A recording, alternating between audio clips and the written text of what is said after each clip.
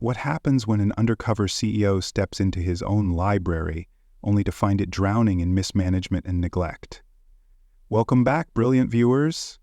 Today's story is about leadership, integrity, and the power of standing up for what's right. When billionaire Jonathan Harrington disguises himself as a volunteer, he uncovers a toxic work culture, overworked staff, and a cruel director silencing those who care. But he won't let it continue. Stay with us as we reveal how one act of kindness led to an incredible transformation that changed an entire library forever. You won't want to miss this. Crestwood Public Library had once been a vibrant hub of learning and community engagement, but in recent years it had fallen into neglect. The grand wooden bookshelves, once polished and full, now carried dusty, outdated books, and the computers in the tech section were slow, some completely broken, with no budget for repairs. The chairs were worn down, the carpet stained from years of use, and the overhead lights flickered intermittently. Despite these shortcomings, the library remained a crucial space for students, job seekers, and elderly patrons who relied on it as their only source of free education and resources. However, what kept it truly alive wasn't the books or the structure, it was the staff who worked tirelessly to hold it together, especially Elijah Carter. Elijah had been a librarian at Crestwood for 5 years, and in that time he had seen firsthand how budget cuts and bureaucratic neglect were suffocating the library. He wasn't just there to shelve books and scan library cards. He was the go-to person for confused students looking for research materials, a guide for elderly patrons struggling with online forms, and a friendly face for children discovering the joy of reading for the first time. Even when his paycheck barely covered his rent, he never hesitated to stay late helping a struggling college student find sources for a paper or assisting a single mother in navigating job applications. He believed that libraries were one of the last truly equal spaces left where anyone, no matter their background, could access knowledge freely. However, Elijah's job was getting harder by the day. The library was critically understaffed, and whenever he or his coworkers asked for better resources, updated materials, or even basic wage increases, their requests were brushed aside by the library director, Mr. Langley. He constantly cited budget limitations, though the employees often wondered where the money from donors and city grants was really going. Despite these obstacles, Elijah pushed forward, believing in the importance of the work they were doing. One particularly cold evening, as Elijah stood behind the checkout counter helping the last few patrons of the day, he noticed an elderly man hesitating near the front desk, rummaging through his pockets. His face was lined with exhaustion, his coat worn at the edges, and his hands trembled slightly. When he finally stepped forward to return an overdue book, he looked troubled as he realized he didn't have enough to cover the late fee. That small moment of hesitation, of struggle, was about to set in motion a series of events that would change everything for Elijah, the library, and the city itself. Elijah Carter had seen this situation before. An elderly patron, embarrassed by a few extra dollars they couldn't afford to pay, caught between pride and necessity. The man standing before him, bundled in a worn-out coat, glanced around nervously before sighing and sliding his overdue book across the counter. The late fee wasn't much, just a couple of dollars. But Elijah could tell it was more than the man had to spare. He watched as the patron hesitated, fumbling with his pockets, pulling out a few crumpled bills and scattered coins, his fingers trembling slightly as he counted. Then, with a quiet sigh, the man pushed the book back toward Elijah and shook his head. "I'll return it another day," the man muttered, turning away. Before he could leave, Elijah acted instinctively. Without hesitation, he reached into his own pocket, pulled out the small amount needed, and covered the fee himself. "No need to worry about it," Elijah said with a warm smile, sliding the book back toward the man. "Everyone deserves a good book, no matter what's in their wallet." His tone was casual, effortless, as if he had done this 100 times before, because in truth, he had. The elderly man froze, his expression shifting from shock to something deeper. Relief, maybe even gratitude. It was clear he wasn't used to kindness coming without strings attached. He opened his mouth as if to argue, but then stopped, looking down at the book in his hands. "Thank you," he whispered after a long pause, his voice rough, almost unsure. You have no idea what this means." Elijah simply nodded. "Take care, all right?" he said, offering another reassuring smile. The man clutched the book close to his chest, as if it was worth more than just ink and paper, and with one last lingering glance at Elijah, he turned and walked out the door into the cold night. To Elijah, this was just another quiet moment in his job, one of the many times he had helped someone who needed it without expecting anything in return. He had done it before and would do it again because, to him, libraries were more than just bookshelves and policies. They were places of access, dignity, and second chances. But what Elijah didn't know, what he couldn't possibly have known, was that the man he had just helped wasn't just another struggling patron. He was Jonathan Harrington, the billionaire philanthropist and chairman of the city's public library board. And for the first time in years, Jonathan found himself shaken, not by boardroom politics or financial reports, but by a simple, genuine act of kindness from a librarian who had no idea who he was. Jonathan Harrington sat in his car across the street from Crestwood Public Library, the brown paper bag containing his overdue book resting on the seat beside him. He hadn't planned on staying, but something about the moment at the checkout counter wouldn't leave his mind. He kept replaying it. The way the librarian Elijah had helped him without a second thought, without expecting anything in return. That was rare in Jonathan's world. For most of his life, people had treated him differently because of his wealth and status. Business associates catered to his every demand, employees at his corporations walked on eggshells around him, and even his closest advisors carefully crafted their words, knowing that the wrong comment could cost them their jobs. Kindness, when directed at him, was always calculated, a strategic move for networking or favor gaining. But Elijah hadn't known who he was, and still he had helped. Jonathan exhaled, rubbing his temples as he recalled the last library board meeting he had attended. It had been a sterile, numbers-driven conversation, discussions about cutting labor costs, shifting to automated systems, reducing staff hours. The focus was always on efficiency and revenue, never on the actual people who worked in these libraries. And yet here he was, sitting in his car, realizing that everything about those meetings had been disconnected from reality, from his reality, from Elijah's, from the thousands of people who relied on public libraries to survive. For years, Jonathan had trusted that the managers and directors he appointed were making decisions in the best interest of the community. But now, after one visit to one library, he wasn't so sure. Elijah had covered his late fee without hesitation. How many others had he helped? How many dedicated librarians were out there, undervalued, underpaid, carrying the weight of these institutions on their shoulders? His jaw tightened as a new, unsettling thought hit him. What if Elijah had needed help? Would anyone have covered for him? Would the library have supported him if he was struggling?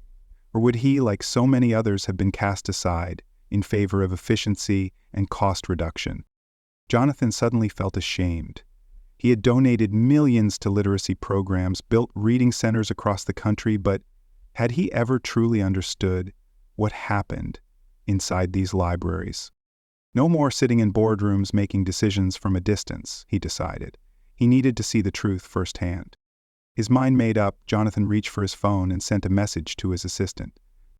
Find me a way to volunteer at Crestwood Public Library. Under a different name, no one can know who I am. He needed answers, and he was going to get them the only way he knew how, by walking in the shoes of the people he had overlooked for far too long. The next morning, Jonathan Harrington walked into Crestwood Public Library, not as a billionaire philanthropist, but as John Harris, a new volunteer. Gone were his tailored suits and polished shoes. He now wore a simple button-down shirt, faded jeans, and an old pair of sneakers. His assistant had arranged for him to be placed under the library's community volunteer program, making it easy for him to slip into the routine without drawing suspicion. No one knew who he really was, and that's exactly how he wanted it. As he stepped inside, the familiar scent of aged books, old wood, and fresh paper filled the air. Unlike his previous visit when he had been a quiet observer, today he was part of the system. He approached the front desk, where Elijah was busy helping an elderly patron navigate the online catalog. Despite the chaotic energy of the library, students whispering over textbooks, a mother shushing a restless toddler, the distant hum of a printer, Elijah remained calm, focused, and kind. When Elijah noticed Jonathan standing there, he offered a warm, albeit tired, smile. "You must be the new volunteer," he said, extending a hand. "I'm Elijah. Welcome aboard." Jonathan shook his hand, feeling the firm grip of a man who had spent years carrying more than just books. He had been carrying the weight of an entire community. "Good to be here," Jonathan replied, keeping his voice steady. Elijah quickly introduced him to the tasks he'd be handling, reshelving books, assisting patrons with questions, and occasionally helping with literacy programs. As they moved through the library, Jonathan watched carefully, noting how Elijah seamlessly transitioned from one role to another, one moment guiding a teenager to the research section, the next helping an elderly woman print an important document. But what struck Jonathan the most wasn't just how much work Elijah did. It was how invisible that work seemed to be to everyone else. No one stopped to acknowledge the effort it took to keep the library running smoothly. There was no thank yous from the management, no recognition from the board, just an unspoken expectation that he would continue day after day despite the lack of resources and support. As the day went on, Jonathan began to see what the real problems were, not just the lack of funding, but a culture of neglect. The library's broken computers sat untouched for months. Books fell apart from overuse, and employees like Elijah kept everything afloat despite being overworked and underpaid. By the time his shift ended, Jonathan was no longer just looking for answers. He was starting to realize that fixing this library wasn't just about funding. It was about changing the way it was run.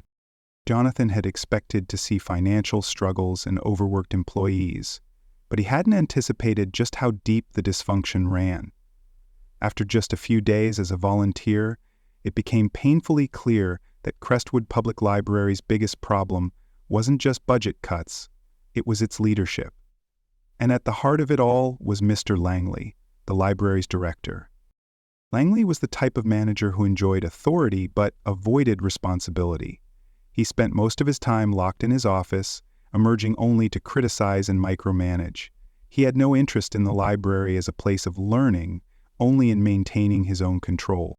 Jonathan watched as Langley dismissed every reasonable request from the staff. When Elijah brought up the broken computers in the tech lab, Langley barely glanced up from his coffee. "Not a priority," he muttered. "People can use their phones." When a part-time librarian asked if they could get more books for the children's section, Langley sighed and waved her away. "We work with what we have." His tone made it clear. He wasn't interested in solutions, only in shutting down conversation. But the real moment of clarity came during a staff meeting that Jonathan had been allowed to sit in on. The atmosphere was tense, a room full of employees who had already given up on being heard. Elijah, however, still tried. "I know money is tight," he said, his voice calm but firm. "But if we could just reallocate part of the budget to upgrade some of the essential resources, we could—" Langley cut him off with a condescending laugh. "Elijah, you need to stop acting like you run this place." His smirk widened as he leaned back in his chair. "The library board already approved our budget. If you don't like it, maybe you're in the wrong job." The words landed like a slap, but Elijah held his ground. "It's not about me," he said steadily. "It's about the patrons, about the people who rely on us." Langley sighed, waving a dismissive hand. "People need to stop expecting libraries to be a charity. We're not here to fix everyone's problems." Jonathan gritted his teeth, fighting the urge to call Langley out right then and there. He had seen corporate greed before, but this was worse, because it wasn't about profits, it was about pure neglect. As the meeting wrapped up, Jonathan knew one thing for certain. If Langley remained in charge, this library and its staff would continue to suffer. And Jonathan wasn't going to let that happen. Jonathan had seen enough to know that Langley's leadership was failing the library, but it wasn't until a particularly cruel incident that he realized just how badly the staff suffered under him. It happened on a busy Friday afternoon, when the library was full of students studying, parents checking out books for their children, and elderly patrons using the computers. Elijah was, as always, balancing multiple roles at once, helping an elderly man scan documents, directing a lost student to the history section, and assisting at the checkout desk, all at the same time. Jonathan was shelving books nearby when Langley stormed out of his office, his voice sharp enough to cut through the quiet murmur of the library. "Elijah!" he barked, causing several patrons to turn their heads. Elijah, in the middle of scanning a book for a child, glanced up, instantly on alert. Langley marched toward him, waving a piece of paper in his hand. "Did you really think you could go behind my back?" he hissed, shoving the document onto the counter in front of Elijah. Elijah blinked, confused, before picking it up. It was a formal request he had submitted to the library board, an appeal for better funding for supplies, computer repairs, and staff raises. The same request Langley had refused to consider. Jonathan saw Elijah's hands tighten slightly around the paper, but he kept his composure. "I sent it directly to the board because I felt it was important," Elijah said evenly. Langley's face twisted into a mocking smirk. "Oh, you felt it was important," he repeated, his voice dripping with sarcasm. "That's adorable, Elijah. Do you think you're in charge here?" The library had gone completely silent. Patrons stared, the staff froze, and even the children picking out books sensed that something was wrong. Elijah took a slow, steadying breath. "I just wanted them to be aware of the challenges we're facing," he said, his voice quieter now, but still strong. Langley chuckled, shaking his head. "Let me make something clear. You are not the voice of this library. You're just a librarian. You don't make decisions. You don't have authority. And if you don't like the way I run things, you can find another job." The words hung heavy in the air, and for the first time Jonathan saw it, the defeat creeping into Elijah's expression, the exhaustion of fighting for something that seemed impossible to fix. Jonathan's grip on the book he was holding tightened. This had to stop. He wasn't just going to expose Langley. He was going to make sure Elijah and everyone else who worked tirelessly for this library finally got the respect and resources they deserved. Jonathan had planned to observe, gather information, and make changes quietly, but after witnessing Elijah's public humiliation, he knew he couldn't wait any longer. Langley had abused his power for too long, and now it was time for a different kind of public spectacle, one that would expose the truth. The very next morning, Jonathan arrived at the library in his usual volunteer attire, but this time he wasn't here to shelve books. Instead, he walked straight to the library's main meeting room, where a surprise library board inspection was taking place. Langley, standing at the head of the table, looked smug as he fed the board his usual scripted nonsense about how well the library was functioning. That's when Jonathan spoke up.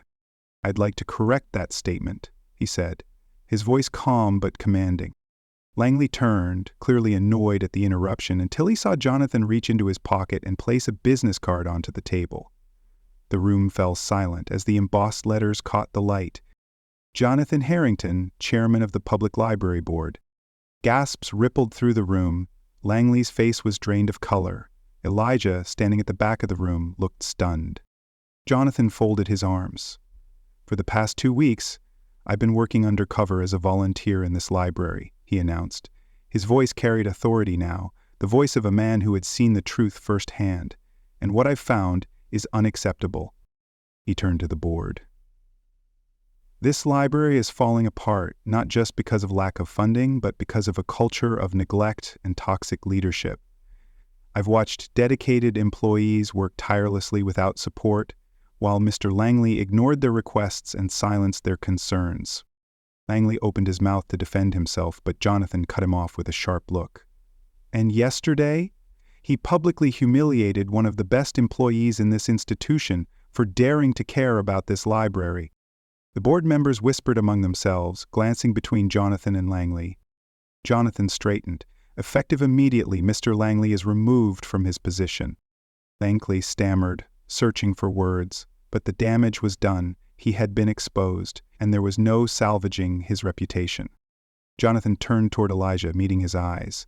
"It's time for this library to be run by people who actually care." And with that, the era of mismanagement was over. With Langley gone, Jonathan wasted no time in making changes not just to remove bad leadership, but to ensure the right people were finally recognized and supported. The very same day, he gathered the library's staff and the board members for an emergency meeting, this time not behind closed doors, but out in the main library space, where everyone could witness the changes. Jonathan turned to Elijah, who still seemed stunned by the morning's events. Elijah, Jonathan began, his voice steady but warm, you have been the backbone of this library for years. You have done more for this community than any budget report or policy ever could, and it's time that work is acknowledged. He pulled out a formal document and handed it to Elijah. As of today, I am appointing you as the new library director. Gasps filled the room. Elijah's eyes widened. Sir, Jonathan raised a hand. You've earned it. This isn't charity, and it's not a favor. This is a position you deserve. You care about this place, about the people who walk through these doors every day. That's the kind of leadership we need. A quiet, disbelieving chuckle escaped Elijah before he straightened, nodding. Then I accept. The staff erupted into applause, relief, and hope rippling through the room. The employees, who had once felt unheard, now saw proof that change was happening. But Jonathan wasn't finished. There's more, he said, addressing the entire staff. We're increasing library funding, immediately investing in updated technology, new book collections, and proper resources for literacy programs. Staff wages will be reviewed and raised accordingly. No more underpaid, overworked librarians carrying the weight of an entire institution alone. The room buzzed with excitement. Staff members exchanged stunned glances, and a few even wiped away tears. Jonathan smiled, feeling something shift within himself. He had walked into this library as a disconnected CEO, and now he was a man who had rediscovered the very purpose of what he had built. He turned back to Elijah, shaking his hand firmly. You believed in this library even when no one else did, he said. Now it's time to rebuild it, together. As the meeting ended and the staff lingered, laughing and exchanging hopeful conversations, Jonathan realized something. This wasn't just about fixing a library. It was about giving the right people the power to make a difference. 2 weeks after Jonathan Harrington exposed the toxic leadership and placed Elijah as the new library director, Crestwood Public Library was already transforming. What was once a place burdened by neglect and frustration was now buzzing with renewed energy and purpose. The tired resignation that once hung over the staff had disappeared, replaced with pride and motivation. Jonathan returned to the library not as a volunteer, but as a leader who had finally reconnected with the people who made this place thrive. As he walked through the familiar aisles, he noticed the small but powerful changes. The children's section had been expanded, stocked with brand new books and comfortable reading spaces. The long broken computers had been replaced with new, updated models, and the once dull atmosphere now felt welcoming, filled with warmth and community engagement. At the front desk, Elijah stood confidently, speaking with a group of librarians about new program ideas for the community. His posture, once weighed down by years of being dismissed and undervalued, was now steady, assured, and full of purpose. When he spotted Jonathan, he smiled, a real, genuine smile, one that hadn't been there before. You've done an incredible job, Jonathan said, shaking Elijah's hand. Elijah chuckled, glancing around at the lively library. We've done an incredible job, he corrected. The staff morale had soared, and for the first time, employees felt seen and heard. New job openings had been created, salaries adjusted, and benefits improved. The staff no longer worked in fear, they worked with enthusiasm, knowing that their voices mattered. A group of children giggled nearby as they listened to a storytelling session, a young librarian animatedly reading aloud. Across the room, an elderly woman received patient guidance on using a new e-reader, something that would have been brushed off before.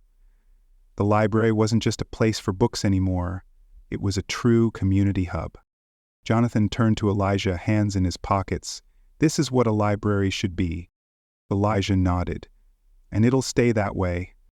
As Jonathan stepped out into the crisp afternoon air, he felt a weight lift off his shoulders. This had started as a simple undercover visit, but it had turned into something much bigger. A second chance for a library that deserved it. And this time, it would never be ignored again. The transformation of Crestwood Public Library teaches a powerful lesson about leadership, accountability, and the impact of truly seeing the people who keep an organization running. Jonathan Harrington began this journey as a distant executive, making decisions from boardrooms without fully understanding the reality of the people on the ground. but by stepping into the library as an ordinary volunteer, he gained perspective that data and reports could never provide. This story highlights the danger of neglectful leadership, how those in power can become so focused on budgets, efficiency, and control that they forget about the people who actually make an institution thrive.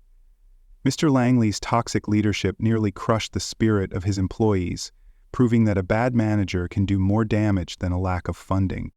But it also proves that change is possible when the right people are given the chance to lead. By recognizing Elijah's dedication and restructuring the library around people who truly cared, Jonathan didn't just fix a broken system, he restored hope. At its core, this story reminds us that true leadership isn't about authority, it's about listening, valuing people, and ensuring that the ones doing the real work are supported and empowered.